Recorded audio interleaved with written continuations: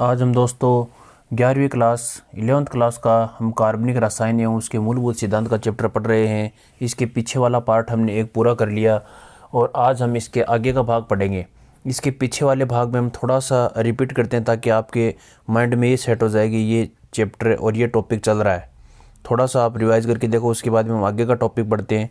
देखो, हम पहले पार्ट फर्स्ट में हमने क्या पढ़ा था। पार्ट फर्स्ट में पढ़ा था कि कार्बनिक रसायन का मतलब क्या होता है। कार्बनिक रसायन या ऑर्गेनिक केमिस्ट्री का मतलब क्या होता है। ऑर्गेनिक केमिस्ट्री का मतलब ये होता है, अंग्रेजी में इसे ऑर्गेनिक कहते हैं और जिसका अर्थ होता है लिविंग ऑर्गेनिज्म, अर्थात जीवित प्राणियों, वनस्पतियों या जो जंतु होते हैं उसके शरीर में उत्पन्न होने वाले पदार्थ कार्बनिक यौगिक होते हैं। यह आपने पढ़ा था। अब देखो, ये पदार्थ किससे उत्पन्न होते हैं, इसके शरीर में होने वाली रासायनिक अभिक्रियाओं से प्राप्त होते हैं। उसके बाद में हमने ये पढ़ा था कि कार्बनिक रसायन के अंदर किसका अध्ययन करते हैं, कार्बनिक यौगिकों का अध्ययन करते हैं। इस विज्ञान का नाम क्या होता है, रसायन विज्ञान होता है। कार्बनिक यौगिकों का अध्ययन करते हैं। ये कार्बनिक यौगिक कार्बन तथा अन्य परमाणुओं के साथ भी जुड़े हुए हो सकते हैं। मतलब इन कार्बनिक यौगिकों में कार्बन तथा अन्य परमाणु भी साथ हो सकते हैं। जैसे हम ऑक्सीजन पढ़ा था, फास्फोरस, सल्फर, हाइड्रोजन व अन्य नाइट्रोजन, अन्य परमाणु भी क्या होते हैं, जुड़े हुए हो सकते हैं कार्बनिक यौगिकों में। ये आपको आगे उदाहरणों में देखने को मिलेंगे। इसके बाद में हमने ये पढ़ा था कि ये जो कार्बनिक यौगिक होते हैं इनका निर्माण किस प्रकार से होता है। निर्माण के लिए एक सिद्धांत आया था, जीवशक्ति सिद्धांत। एक सिद्धांत आया था, जीवशक्ति सिद्धांत। जीवशक्ति सिद्धांत को देने वाला वैज्ञानिक था बर्ज़ेलियस। कौन था, बर्ज़ेलियस। और पहले तो बर्ज़ेलियस आता है और बर्ज़ेलियस ये कहता है कि सजीवों के शरीर में होने वाली रासायनिक अभिक्रियाओं के माध्यम से किसका निर्माण होता है, कार्बनिक यौगिकों का निर्माण होता है। किसका निर्माण होता है, कार्बनिक यौगिकों का निर्माण होता है। और यह तो किससे करता है, केवल सजीवों के शरीर में होने वाली रासायनिक अभिक्रियाओं से किसका निर्माण कर देता है, कार्बनिक यौगिकों का। कौन, बर्ज़ेलियस। कौन सिद्धांत में, जीवशक्ति सिद्धांत में। लेकिन उसके बाद में आता है वोहलर। वोहलर ये कहता है कि अकार्बनिक यौगिक से किसका निर्माण हो जाता है, अकार्बनिक यौगिक होगा उससे किसका निर्माण होगा, कार्बनिक यौगिकों का निर्माण होगा। अकार्बनिक यौगिकों से कार्बनिक यौगिकों का निर्माण होता है। और वोहलर ने सबसे पहले उदाहरण लिया था कि अमोनियम साइनेट के द्वारा किसका निर्माण हो गया, यूरिया का। किसका निर्माण हुआ, यूरिया का। यूरिया का होता है कार्बोनिल। ये आगे आपके नामकरण में समझ में आएगा। इस समूह कहते हैं कार्बोनिल और कार्बोनिल के दोनों तरफ क्या रख देते हैं, एमीन समूह। ये मैं पीछे का रिपीट कर रहा हूँ, आपको लिखना नहीं, मैं आगे लिखाऊंगा। ये होता है यूरिया। यूरिया का निर्माण करने वाला सबसे पहला वैज्ञानिक कौन था, वोहलर था। तो यही होता है कार्बनिक, पहले कार्बनिक पदार्थ का नाम यदि पूछ ले तो वो तो है यूरिया। और वोहलर का मतलब होता है, वोहलर अकार्बनिक यौगिक से किसका निर्माण कर दिया, कार्बनिक यौगिकों का। इसके बाद में हमने ये पढ़ा था कि कार्बनिक रसायन में कार्बनिक यौगिकों के मूलभूत सिद्धांत दो थे। एक तो आता है केकुले का सिद्धांत और दूसरा आता है लीबेल का सिद्धांत। जो केकुले का सिद्धांत होता है वो देखो, केकुले ने क्या कही, केकुले ने ये कही कि ये जो कार्बनिक यौगिक होते हैं इसके अंदर कौन सा परमाणु होता है, कार्बन परमाणु होता है। क्या होता है, कार्बन परमाणु। और उस कार्बन परमाणु की संयोजकता कितनी होती है, 4 होती है। एक तो केकुले ने ये बात कही।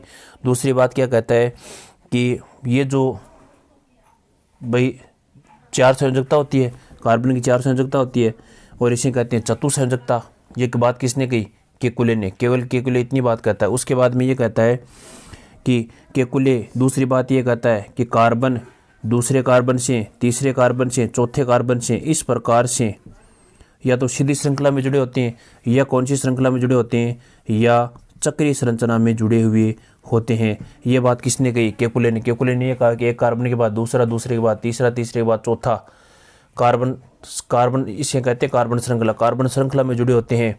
इसमें पहला कार्बन यदि अंतिम कार्बन से बंध नहीं बनाता है तो इसे कहते हैं सीधी श्रृंखला। और सीधी श्रृंखला को कहते हैं विवृत श्रृंखला या खुली संरचना। उसके बाद दूसरी बात यह कही कि पहला कार्बन और अंतिम कार्बन से यदि बंध बना लेता है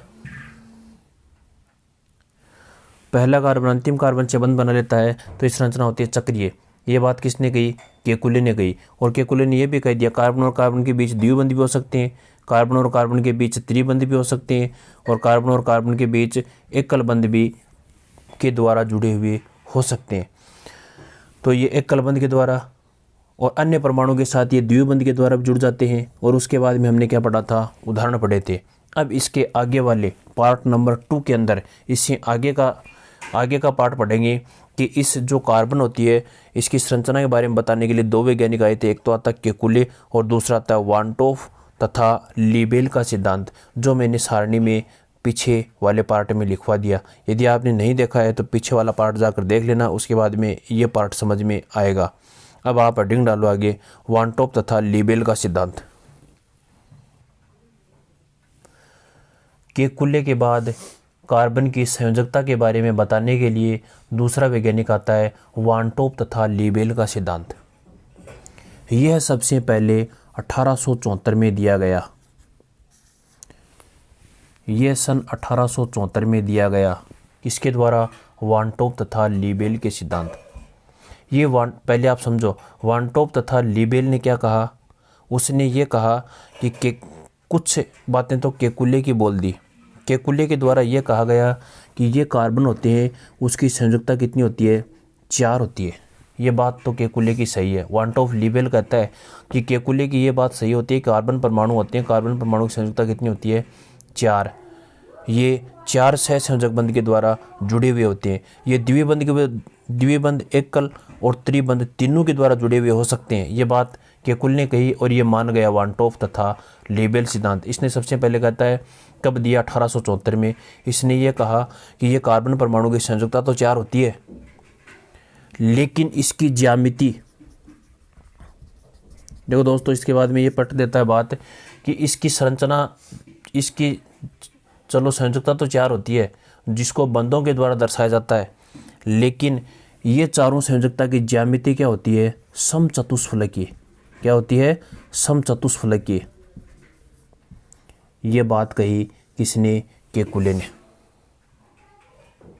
केकुले ने ये बात कही कि वानटॉफ, केकुले ने तो ये बात कही कार्बन की संयोजकता कितनी होती है? 4 होती है, लेकिन वानटॉफ तथा लीबेल सिद्धांत क्या कहता है कि इनकी संयोजकता तो 4 होती है, लेकिन ज्यामिति क्या होती है? समचतुष्फलकीय।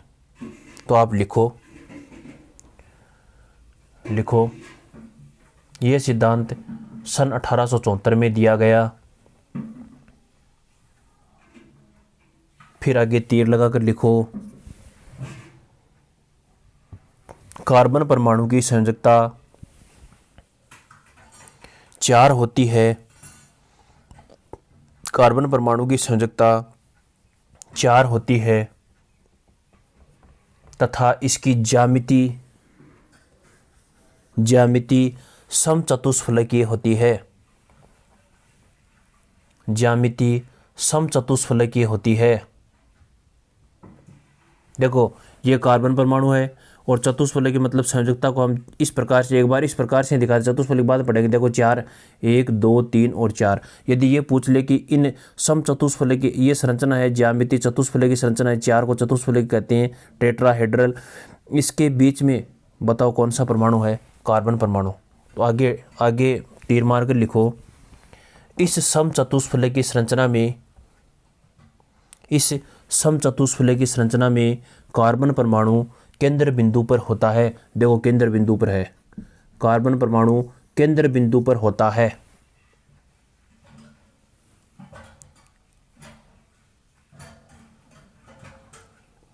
उतार लिया। अब नीचे आप इस समचतुष्फलक की परिभाषा लिखो समचतुष्फलक, ताकि आपको पता चले कि समचतुष्फलक क्या होता है। लिखो समचतुष्फलक की परिभाषा। समचतुष्फलक की परिभाषा पहले आप समझो। देखो ये कार्बन परमाणु होते हैं, कार्बन परमाणु की संयोजकता कितनी होती है? 4 होती है। 4 को हम इस प्रकार से दिखाते हैं, 1 को ऊपर और 3 को इस प्रकार से दिखाते हैं। देखो 4 संयोजकता होती है, एक संयोजकता 1, 2 और 3, और एक संयोजकता को मैं इस प्रकार से दिखाता हूँ, इस प्रकार से। तो ऐसी संरचना को दिखाने के लिए बताओ क्या करते हैं? डैश डैश कर देते हैं। क्या कर देते हैं, डैश डैश कर देते हैं। ये आपको समझ में आई होगी कि ये कार्बन परमाणु है, इस कार्बन परमाणु की संयोजकता कितनी होती है, 4, 1 2 3 और 4। मैंने इसे दिखा दिया। ठीक है, किसी एक संयोजकता को आधार मान लेते हैं, चाहे इसको आधार मान लेते हैं और अन्य 3 को मिला देते हैं, मतलब प्रत्येक में एक एक को आधार मानते हैं। मैंने क्या बताया कि कार्बन परमाणु की संयोजकता क्या होती है, 4 होती है। किसी एक को आधार मानते हैं, चलो इसको मैंने आधार मान लिया, शीर्ष वाले को आधार मान लिया और अन्य 3 को मिला दिया। बताओ, यहाँ से इसको भी मिला दिया, यहाँ से इसको भी मिला दिया और यहाँ से बताओ, देखो 1 2 1 2 और 3 और 1 मिला दिया यहाँ से यहाँ तक। बताओ क्या हुआ। इस प्रकार की संरचना को हम क्या कहते हैं, चतुष्फलक की संरचना कहते हैं। क्या कहते हैं, चतुष्फलक की। अब देखो इसको आधार मान लेते हैं, अन्य 3 को मिला देते हैं, 1 2 और बताओ 1 2 और ये क्या हो गया, 3। इस प्रकार से मिला देते हैं। इस प्रकार की बनी संरचना क्या कहलाती है, समचतुष्फलक। क्या कहलाती है, समचतुष्फलक कहलाती है। तो लिखो इसमें कार्बन परमाणु की 4 संयोजकता होती है, 4 संयोजकता होती है। इनमें से किसी एक संयोजकता को आधार मान लेते हैं,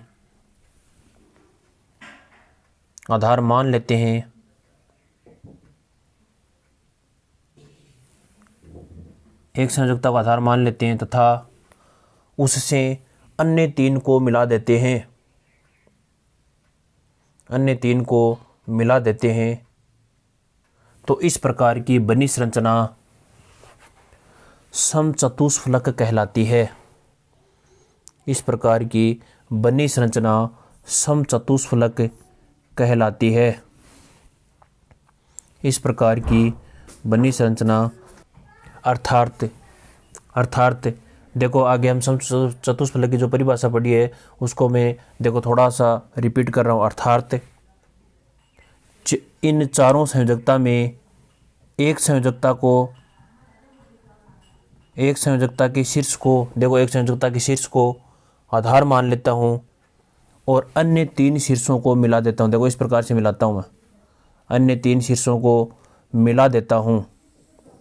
देखो मिला दिया, 1 2 3 और ये देखो ये यहाँ पर मैं थोड़ा सा मैं तिरछा दिखा रहा हूँ ताकि आपको दिक्कत नहीं। इस प्रकार से मिला देते हैं, 3 शीर्षों मिला देते हैं। इसी प्रकार यहाँ से 3 शीर्षों मिला देते हैं। तो इस प्रकार की बनी संरचना क्या कहलाती है, समचतुष्फलक कहलाती है। तो आपने लिखा होगा अर्थात एक शीर्ष को आधार मान लेते हैं और अन्य 3 शीर्षों को मिला देते हैं। तो इस प्रकार देखो क्या बन जाते हैं, 3 त्रिभुजाकार फलक बन जाते हैं। एक त्रिभुज बन गया, 2 बन गया, 3 बन गए। इस प्रकार 3 त्रिभुजाकार फलकों का निर्माण होता है। लिखो आप, इस प्रकार 3 त्रिभुजाकार फलकों का निर्माण होता है। इस प्रकार की ज्यामिति को समचतुष्फलक कहते हैं। इस प्रकार की ज्यामिति को समचतुष्फलक कहते हैं। उतार लिया। तो ये संरचना बनाओ आप, ये संरचना बनाओ और इसके नज़दीक में ये बना लेना।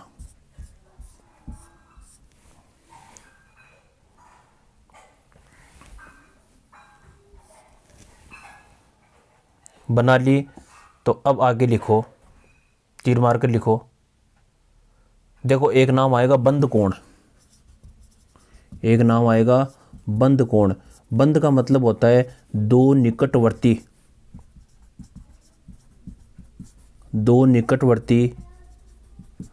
बंदों के बीच बना कोण, बंदों के बीच बना कोण।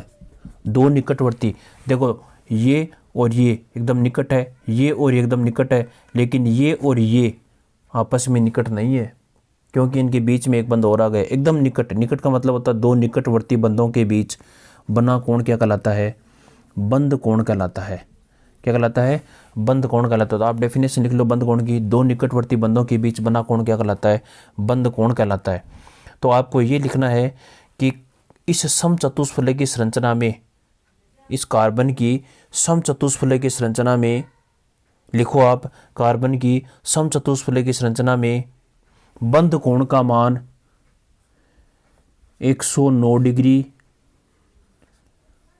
और 28 मिनट होता है। देखो ऊपर मैं एक डेश लगा रहा हूँ, इसका कहते हैं मिनट, और 109 डिग्री 28 मिनट। आपको याद रखनी है बात किसने की, वान टॉप तथा लीवेल सिद्धांत ने कही। आगे वाला पॉइंट लिखो, समचतुष्फलकीय संरचना में बंध कोण का मान 109 डिग्री 28 मिनट होता है।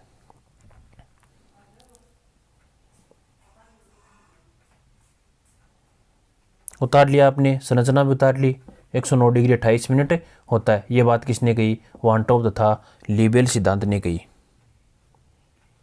और उसने अब प्रूफ और प्रयोग के माध्यम से पता किया कि वास्तव में इसकी संरचना क्या होती है, समचतुष्फलकीय होती है। क्या होती है, समचतुष्फलकीय।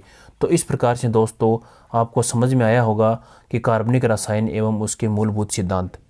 अब तक हमने क्या पढ़ा, ऑर्गेनिक केमिस्ट्री के बारे में जाना, उसके बाद जैव शक्ति सिद्धांत को पढ़ा, उसके बाद में कार्बनिक यौगिकों के केकुले और लीबेल, वान टॉप तथा लीबेल का सिद्धांत पढ़ा। वान टॉप, लीबेल तथा केकुले ने केवल कार्बन की संयोजकता और उसकी ज्यामिति के बारे में बताया।